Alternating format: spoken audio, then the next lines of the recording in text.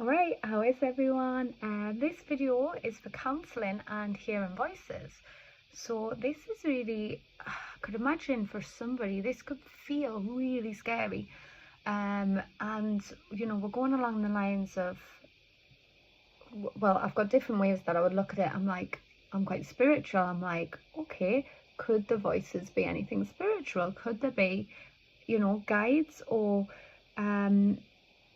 anybody that wants to connect with this person? But not everybody is spiritual, and they might not want to approach it like that, because I would be wanting to understand these voices and communicate with them and see if we can use it to help the person and see what is underneath it.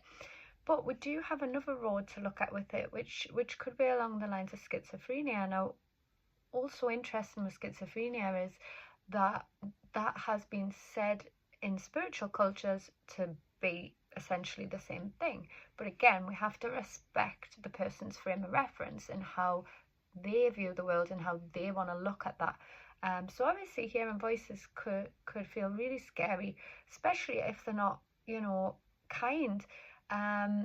Sometimes I've worked with people when it's been their inner critic, but the volume's been turned right up. So we've did some work on self-esteem, and we've did some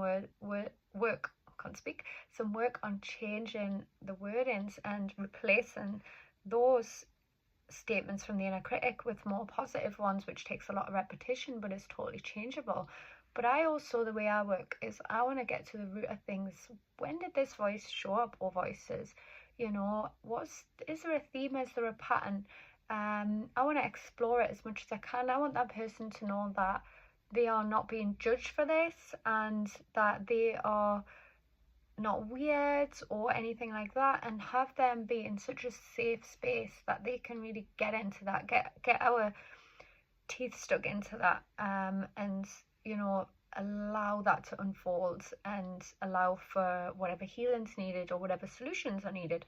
I've had voices in terms of, sometimes I get messages for people that comes through as a knowing sometimes, or sometimes it comes through as words. Sometimes it comes through as physical feelings as well. So in terms of that, I'm very open to this kind of stuff, and hope that my way of looking at it would be helpful for somebody.